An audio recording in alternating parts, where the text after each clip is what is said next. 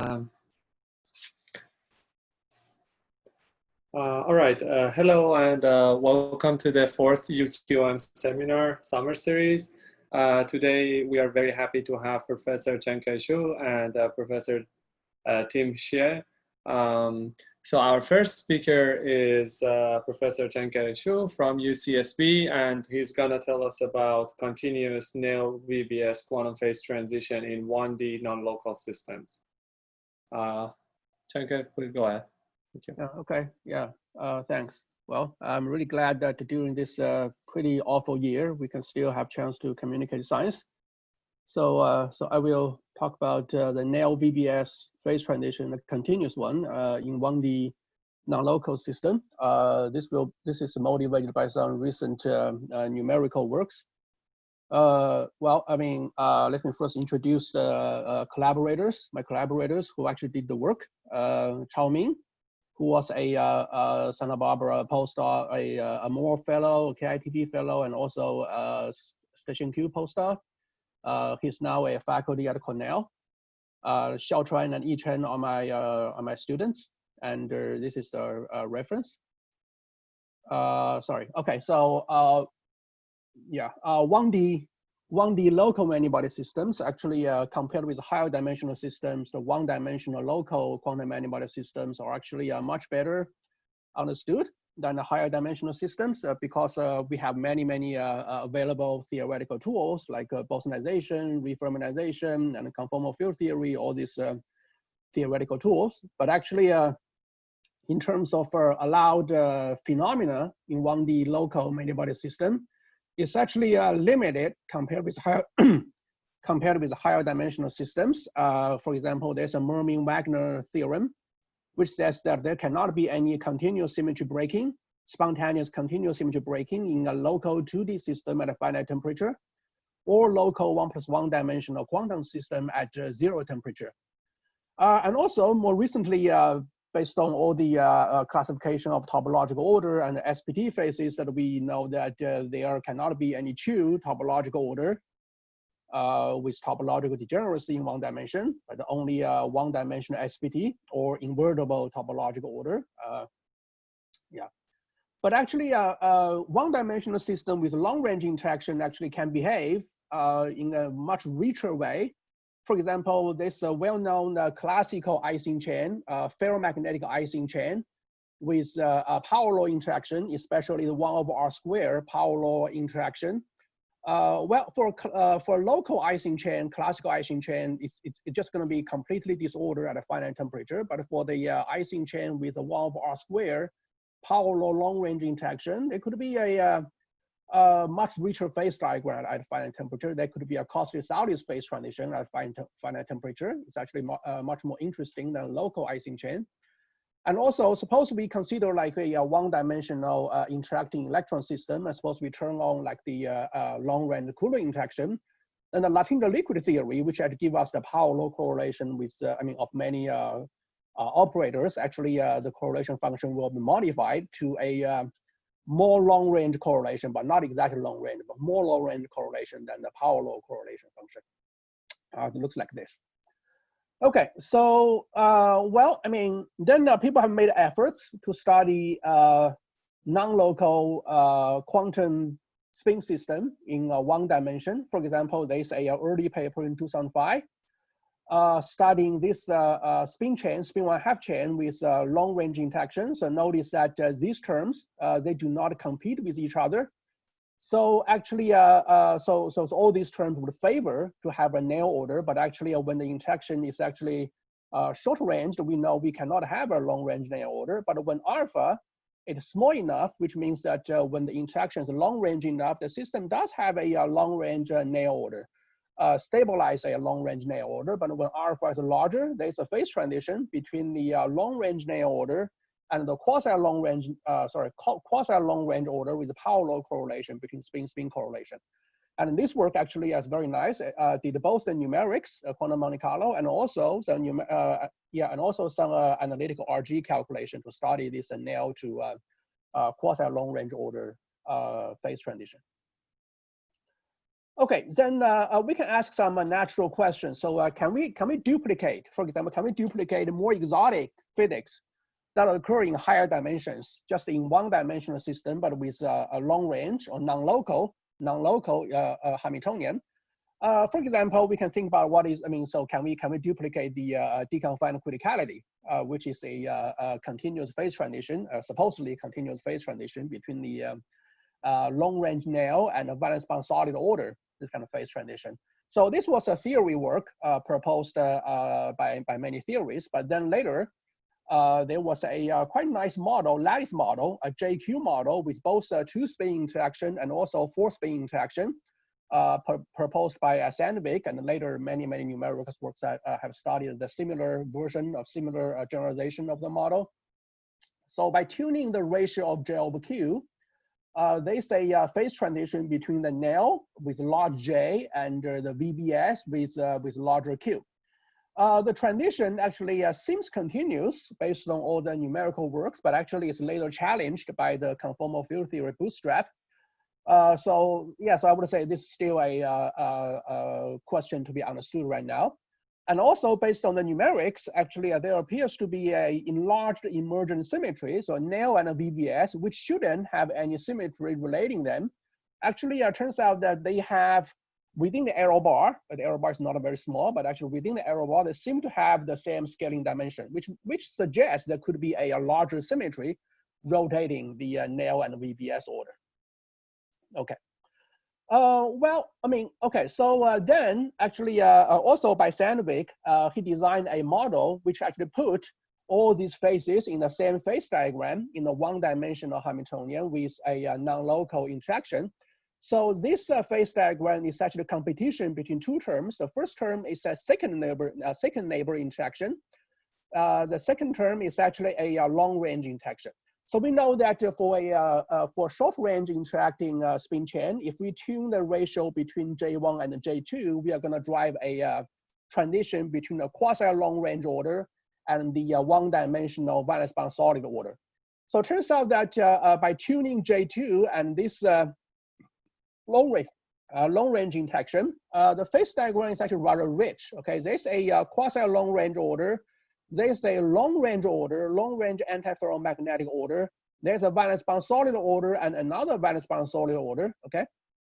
And you can see that this critical alpha, the decay power is around 2, okay? It's around 2. And actually the same critical alpha here is also around 2, okay? It's also around 2 here.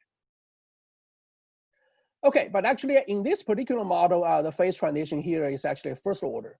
So later, the model has been further generalized. So actually, by a paper this year, they actually wrote down a long-range two-spin interaction and a local Q term. Okay, so the Q term is a 6-spin and a 4-spin interaction mixture. And then actually, turns out that also there's a different kind of phases in the phase diagram. But now there seems to be a continuous phase transition. These red dots, they are supposed to be a continuous phase transition between the antiferromagnetic order and also the valence band solid order. The blue line actually is a ED, is a different numerical method for a much smaller system size, and actually is a phase boundary analyzed for with ED, but with a much smaller system size. The red curve,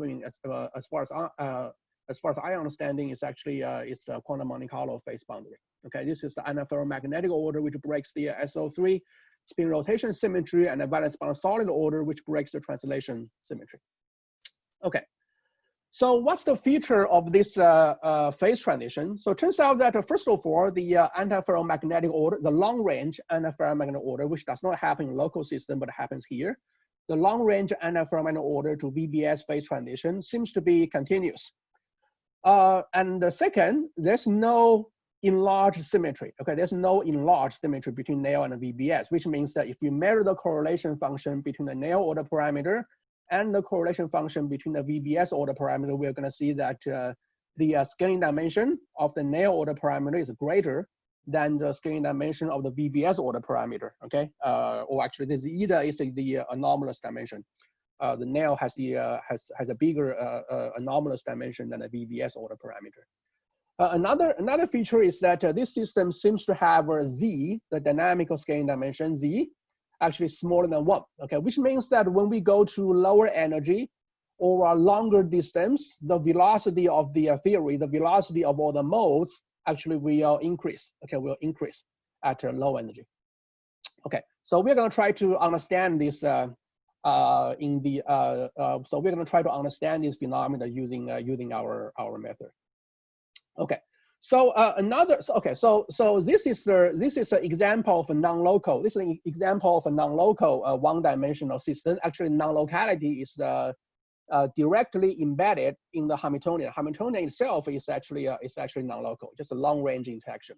But there could be another non-local one-dimensional system, effectively non-local one-dimensional system, is that we couple the one-dimensional system to a gapless two-dimensional bulk.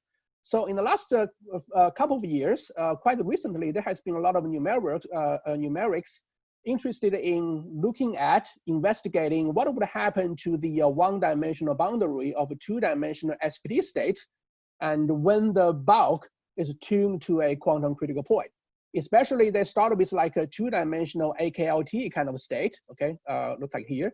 So the bulk is actually is like a two-dimensional AKLT state. So with a one-dimensional dangling spin chain as the boundary. Okay, so if the bulk is gapped, then the boundary will just be a ordinary spin 1/2 chain. But then they drive the bulk to a phase transition. They drive the bulk to the critical point between the bulk anti-ferromagnetic order, long-range order, and also the disordered AKLT phase. So it means the bulk is at a critical point. Then they actually investigate what happens as the boundary correlation function. And well, I mean, these papers actually, they have a very interesting, highly interesting results, but actually are not entirely conclusive because actually different papers actually right now kind of have a different, draw different conclusions right now. But actually what's interesting is that in the- Sorry, what is L? Can you explain what is L? Big L. Sorry, say again. L is system size. Sorry, system size. And you assume periodic boundary conditions, or what? Yeah, right. Periodic boundary condition. So what they do is that they take a long chain with periodic boundary condition, and measure the correlation up to half of the system size. Yeah, right. Yeah. Anyway, so in one of the papers, they turn on a kappa, which means that they tune the boundary interaction. They tune the boundary interaction. They see that when they tune the boundary interaction, quite interestingly, the correlation as the boundary spin is always a power law, looks like a power law, but actually the power is different. The power actually can depend on different kappa. Okay, power can depend on different kappa. So whether this is a generic feature or whether this is a finite size effect, well, I mean, we don't know right now. But actually, I'm just saying this is a very interesting system and a very interesting phenomenon that is worth studying more. Okay, so of course, so in this talk, so I will try to address the phenomenon found in the first set of the numerical work, which is the direct transition between one-dimensional long-range anti-ferromagnetic order and also one-dimensional VBS order. So our starting point, of course, actually the most convenient starting point is just the ordinary spin 1/2 chain. And the ordinary spin 1/2 chain is described by the SU2 level 1 CFT with some perturbations. Okay, so SU2 level 1 CFT is just described by this Kazmudy algebra, SU2, I mean, with left algebra and also the right SU2 current, the left current and the right current. But because the underlying system only has a single SU2, but not two SU2, there must be a term which breaks the two SU2 down to one SU2. Okay, so this term will look like this. This is lambda term. Okay, this is lambda term. And the lattice spin operator, the connection between the lattice spin operator and the low energy degree of freedom looks like this. S operator will be the sum of the left current plus the right current plus this Néel order parameter. Okay, plus the Néel order parameter. Okay, so analysis for H0 and H1. This analysis actually can be found in many textbooks. So basically, the conclusion that we can find in textbook is that when lambda, when this mixing term, when this lambda is positive, it's going to be marginally relevant. And when it's marginally relevant, it's going to gap out the system, and it's going to drive the system into a valence bound solid order, okay? But when lambda is negative, it's going to be marginally irrelevant. And when it's marginally irrelevant, then the system will have a, will become the SU2 level 1 conformal field theory. And also the system will have a enlarged emergent SO4 symmetry, which means that actually the SU2 left and SU2 right symmetry, they are both valid symmetry at low energy. And the Neel and the VBS, in total, these are 4 components. They will rotate as a SO4 vector. They will rotate as a SO4 vector under the SU2 left and SU2 right symmetry.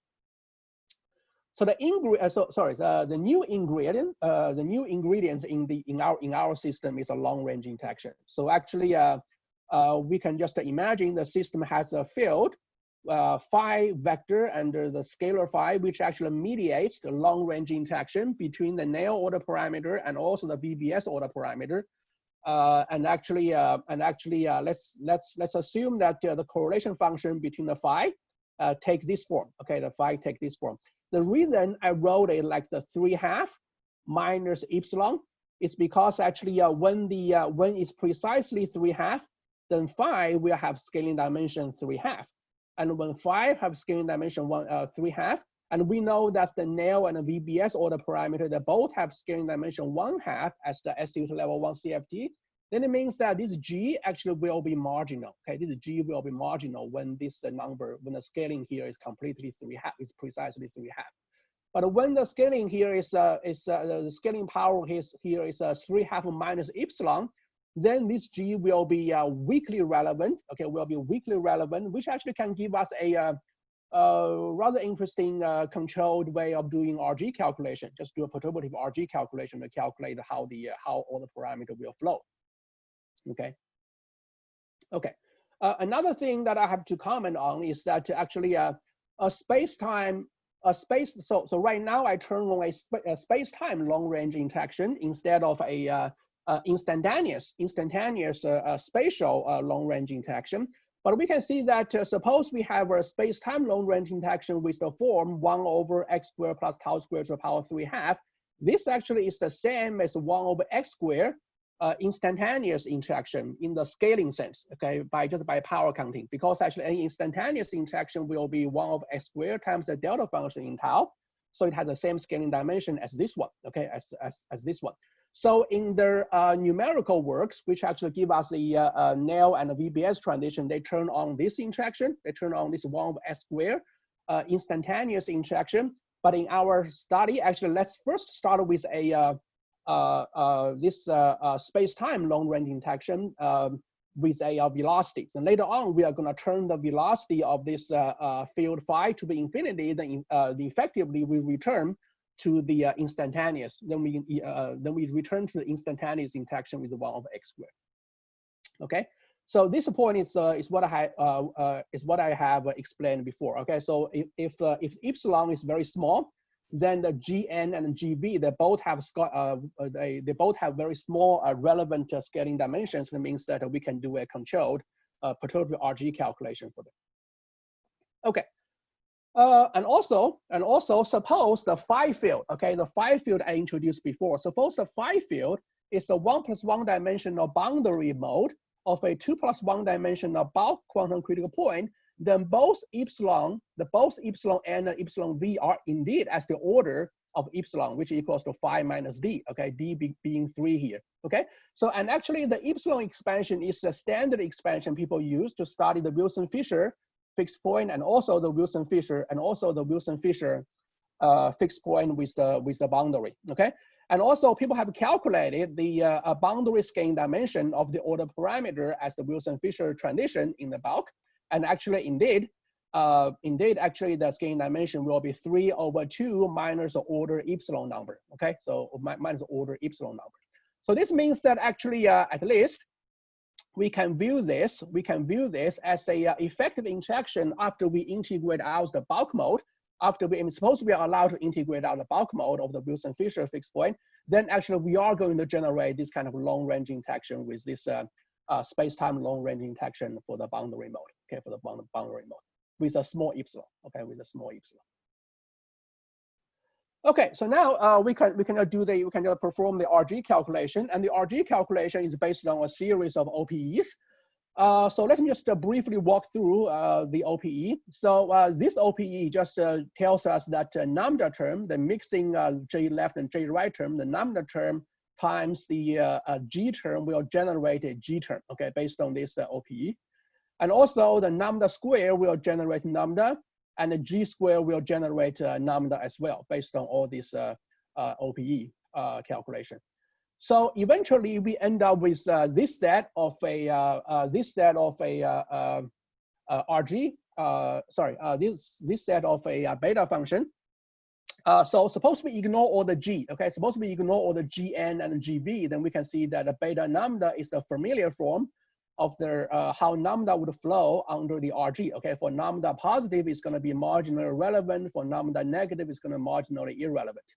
But actually, suppose we turn on Gn, okay? We don't turn on Gv, we just turn on Gn, okay? Well, for the Gn and lambda, then there's a fixed point. There's a unstable fixed point, okay? In one direction, actually, it flows in, the other direction, it flows away.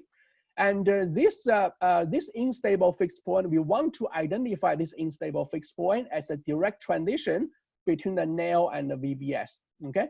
So first of all, the phase with lambda flows to infinity, okay? We know this must be the VBS phase, okay? Just so similar to the ordinary spin chain with a marginally relevant lambda, because the whole phase here is the VBS phase. Okay, so the tricky part is what happens here, okay? Tricky part is what happens here. So we know that lambda will flow to negative and the Gn will flow to positive infinite, okay? So when this happens, we know the system has no scaling invariance, okay? System has no scaling invariance. And suppose we take like a negative lambda and a positive Gn and we do mean field calculation, this fixed point, actually, sorry, this infinite fixed point actually will favor the Neel, long-range Neel order. It will favor long-range Neel order. And in one dimension, actually, because of one dimension, actually, we cannot think of any other likely situations. Then we identify this phase as a long-range Neel order as they see in the numerics. So now we have now we have seen a critical point between two different phases. One we identify as VBS, the other we identify as the Neel order, long-range Neel order. So what's the properties of this new fixed point? So because we have found this new fixed point, we can just use this fixed point to do the calculation, see how it changes the scaling dimension of the Neel and the VBS order parameter. But actually, so intuitively, we can pretty much guess what's going to happen, because actually here, lambda is positive. Okay, the fixed point lambda is positive. It means that actually, a positive lambda would actually suppress the Neel correlation, but enhance the VBS correlation. So indeed, this is what we found by calculating scaling dimension. So at this fixed point, the Neel order parameter will have a larger scaling dimension compared with the ordinary spin chain, which means that the Neel order parameter will have a weaker correlation. But a VBS will have a smaller scaling dimension compared with the ordinary spin chain. So that means that VBS will have an more enhanced correlation function compared with the ordinary spin 1/2 chain. So indeed, there's no enlarged SO4 symmetry at this fixed point. Okay, so Neel and the VBS, they do not have the same scaling dimension. And also, indeed, numerically, they found that the Neel order parameter has a larger scaling dimension than the VBS order parameter as the critical point, and as the Neel-VBS critical point. Okay, now so suppose we, so now let's make the system non-Lorentz invariant. Okay, so let's just give phi a different velocity from the one-dimensional CFT. As I said before, suppose I give the field phi a infinite velocity, then the long-range interaction will become completely instantaneous. Okay, will become completely instantaneous. So suppose we assume the velocity of phi and the one-dimensional conformal field theory we start with differ by a factor. Okay, so let's say the velocity of phi is slightly larger than the one-dimensional CFT velocity by a factor of 1 plus delta V. Then we can still perform the RG calculation and show how the velocity flows. Okay, So actually, quite naturally, this velocity will actually flow to, this velocity difference will flow to 0. This actually is quite natural, because actually we see many examples when we have like two fields or two modes strongly coupled to each other, and actually then their velocity difference will flow to 0 in the infrared. Okay, well, will flow to 0 in the infrared. Actually, that's almost always the case. This means that if phi has a bigger velocity, then the 1D CFT will actually effectively accelerate. Okay, will effectively accelerate. It means that the mode as a one-dimensional CFT will be pushed forward, will be accelerated by the field phi. Okay, so equivalently, it means that z, the dynamic exponent z, actually will be smaller than 1. Okay, this actually is also consistent with what was found in the one-dimensional spin chain with a non-local interaction. Okay, so just now actually I turned on only lambda and the gn, but we can also turn on lambda and the gv. So this actually would be a different scenario which was not studied numerically, but we can Sorry, still. another quick question. Why should it be a CFT? Why should, in particular, why should it be conformal? Yeah, I shouldn't say conformal. So what I said was that the 1D CFT. So what I meant was that well, maybe I shouldn't say 1D CFT. I should say the one-dimensional system as the boundary. So by CFT, I mean that the CFT without perturbation, which means the S level 1 CFT I start with. Yeah. So that's the. Is it clear that it should be conformal? No, because the velocity will change, so it's not going to be a CFT. So I shouldn't really say CFT here. I should say the one-dimensional boundary or one-dimensional system. Okay. The velocity of one-dimensional system. But here, in this sentence, the CFT actually is the CFT I start with, which means that it's CFT decoupled from phi. CFT with only short-range interaction. Yeah. Right. Okay. So suppose I just calculate the RG flow for lambda and GV. So this means that I turn on the long-range interaction between the VBS order parameter, or I just couple the system to a bulk, where the bulk goes through a Wilson-Fisher phase transition between AKLT and also the VBS order parameter. Then this RG flow diagram seems pretty eventless. Okay, I mean we don't see much new physics going on. So basically, no matter where we start, actually it's going to flow to infinite lambda and infinite GV. Okay, infinite lambda and infinite GV. And we know what infinite lambda means. It means that the boundary will form, it means the one-dimensional system actually will have a long-range VBS order parameter. So this actually would imply, I think this would imply that suppose we couple this one-dimensional spin half chain to a bulk, and the bulk actually is at the critical point between the AKLT phase and also a VBS order as the critical point. And then the boundary will develop the VBS order first. Okay, the boundary will order first, will order before the bulk. Okay, we'll develop the VBS order first before the bulk. But actually, we don't find a new fixed point or anything in this situation. Okay, but actually, it's worth to check this prediction numerically. I mean, suppose we really take like the two-dimensional AKLT model and drive it into a phase transition between the AKLT and also VBS order, and we can check whether the boundary always develops VBS order first or not. Okay. So this actually is this is a simple story what I want to tell you today. So actually, so of course, actually the outlook. We can check what is the large N version of this 1D nailed VBS phase transition. Well, disadvantage of the large N version is that actually, so we can see that in the calculation we use the fact that as the spin 1/2 chain, the nail and the VBS order, they both have scaling dimension 1/2. So when they couple to, for example, a bulk mode, the coupling constant is almost marginal with a very weak relevance, so we can do a perturbative RG calculation. But if we start with a large N version of the spin chain, then the scaling dimension of the order parameter as the boundary as a one-dimensional system is not going to be precisely 1/2. Okay, so actually in the large N limit, it's going to be 1. So it means the coupling may just become irrelevant. Okay, so yeah. Well, but still, it's interesting to explore what's going to happen when the coupling is strong enough, when it's go beyond the perturbative regime. And also, another more interesting direction to explore is that, well, I mean, since we have shown that, I mean, since actually numerically and also analytically, we have shown that the higher dimensional deconfined criticality, the Neel-VBS transition can be realized in a one-dimensional system with non-local interaction. Then actually, we can naturally ask, can other more natural, so can other more exotic, more interesting phenomena like the true topological order, a gapped topological order with fractionalization and deconfinement, a topological phase transition, can all these phenomena happen in one-dimensional non-local Hamiltonian or not? Sorry, or not? Okay, so this is something that we can explore in the future. Okay, thank you for your attention. Thank you very much, Cenke. So now we have time for questions.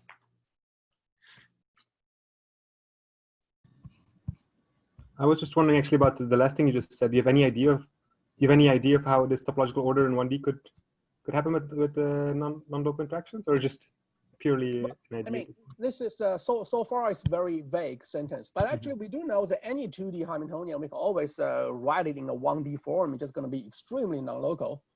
It's going to be extremely non-local. But actually, well, I mean, just to what extent can we deform that extremely non-local Hamiltonian to a relatively local form and still have this desired physics surviving? Yeah, I think that. But right now I don't have a Hamiltonian that I can show you that is going to give us a one-dimensional topological order. Thank you. I assume that there is some assumption that the system is not too non-local. Is there? Because otherwise, if you just put arbitrary interactions between faraway spins, this is just a complicated, messy system. It does not go to. Sorry, can you say again? I'm asking whether you assume in all these non-local systems that they are not too non-local. Oh, sure. Yeah. So the meaningful question, as I answered before, I mean, if I take a 2D Hamiltonian, I can always make it a one-dimensional like just by redefining all the lattice sites. But that would be, I mean, as you said, a very, very messy looking Hamiltonian, right? So the real interesting question would be that you know, can we realize some of the higher dimensional physics with a relatively local Hamiltonian? But actually, you know, I mean, how do we define the relatively local Hamiltonian? That's still, you know, well, yeah, I'm not sure how to define that. But actually, we need to. So, for example, we need to think of a Hamiltonian with like maybe power law interaction, and power law interaction could be, I mean, experimentally it could be Coulomb, could be like a dipole interaction, could be different. I mean, could have different realization. So it cannot be extremely non-local. Extremely non-local, you know, it's really messy, yeah, and not very meaningful as well. I would guess also that it depends on the power. I think you called it alpha. But yeah, definitely. The power is, definitely it would depend on alpha. Yeah. I mean, so the so whole if alpha is large enough, it decays fast enough that you might be okay. But if alpha is small, sure, yeah, sure. I mean, so you know, because actually the Néel order parameter in the spin and a half chain has scaling dimension 1/2. Actually, just based on pure power counting, you can see that the interesting physics will only emerge when alpha is smaller than 2, just by pure power counting. Because when alpha is greater than 2, then actually the interaction, the long range interaction, will be irrelevant, even though it's a long range. So indeed, in the phase diagram, in the numerical phase diagram, all this interesting physics happens when alpha is actually smaller than 2. You define this sufficiently local as saying that you have local interaction with a bulk CFT, a bulk quantum field theory. Local, I think at least should be, for example, should be like a composite operator locally in one location times a composite operator locally on the other, at another location. So it cannot be like a SYK model where like, you know, the fermions just, you know, so yeah, so all 4 fermions are non-local. By relatively local, I mean at least should be like a local times local, this kind of interaction, which is natural in, you know, in condensed matter system, more natural in condensed matter system. I have a related confusion, which maybe is answered by Son's question, which is, was it obvious that your RG had to close on a small set of operators? Why doesn't it become more and more non-local? Well, I mean, so first of all, the non-local interaction itself is actually a singular interaction. It does not get renormalized by the momentum shell or by just the rescaling, like the short distance. And actually, I think we have written down all the well, I mean, yeah. So our RG is the first order of epsilon. So yeah, I need to think more about the higher order of epsilon expansion. But actually, I'm sure that to the first order of epsilon expansion, actually this is valid. To higher order epsilon, I need to think more. What may happen then? Maybe I can make a comment. For lattice systems, you can ask that the operator norm of the Hamiltonian is extensive, but not super extensive in the system size. So in one dimension, I think power is greater than 1 will satisfy that, but you're still in that long range area if power is less than 2. Yeah. Right. Sorry, what does extensive mean exactly? If you have a lattice system and you take the operator norm of the Hamiltonian, that will be of order the number of lattice sites. Oh, I see what I mean. Yeah, right. Yeah. But not larger than that. Yeah, I see what you're saying. Yeah, so right. So something else could happen. Oh, okay. So maybe you are saying something else could happen for alpha around 1. Yeah, that's I'm not sure whether numerically they have explored that or not. I mean, right now they are focusing around alpha equals to, I mean, alpha around 2, where we know that there's a relevance irrelevance difference between the long range interaction. Maybe there's something else could happen around alpha equals to 1. Yeah, for the reason you said.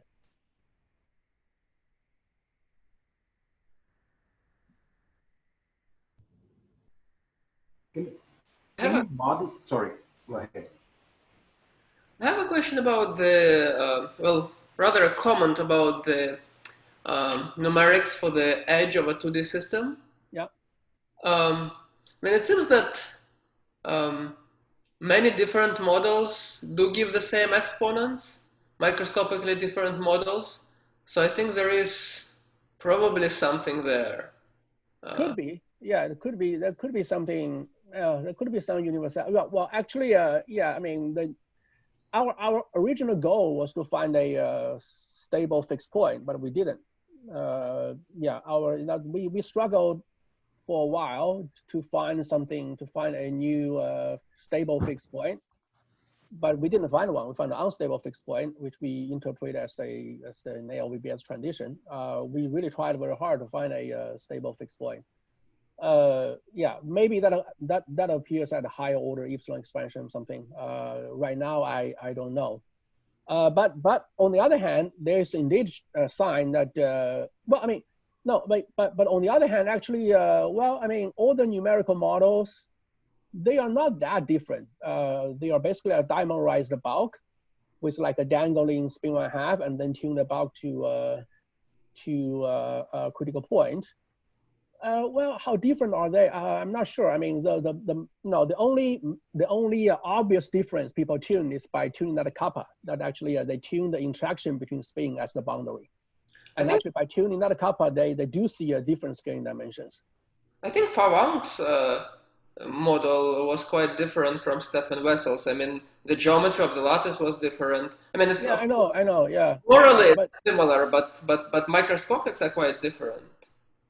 Yeah, but Wessel, their paper, they did tune the kappa, right? So, yeah, right. So, I do agree. You know, so data actually seems to suggest there is a universal thing going on as the boundary. It just we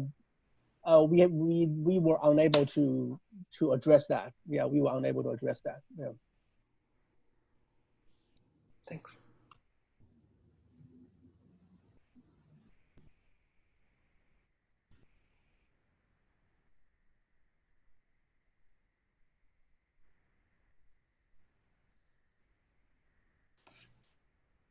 All Let me right. ask another question before it goes.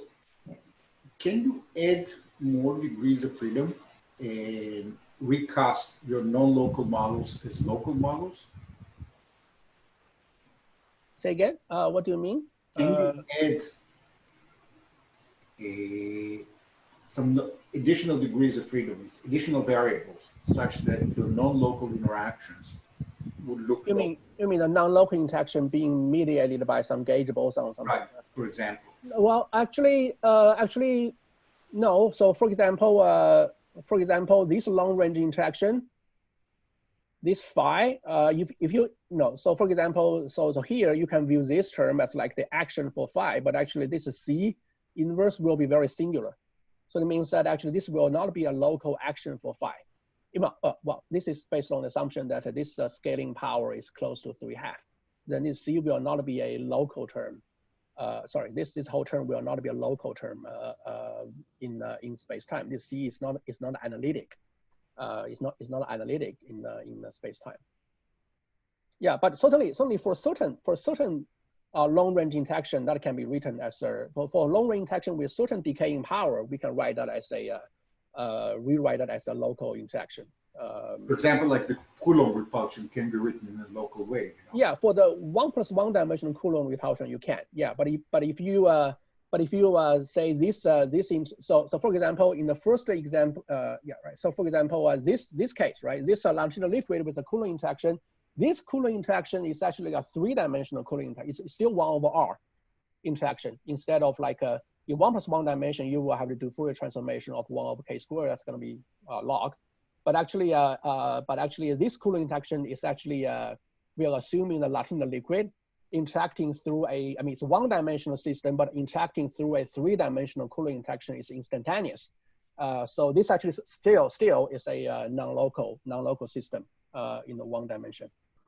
Yeah.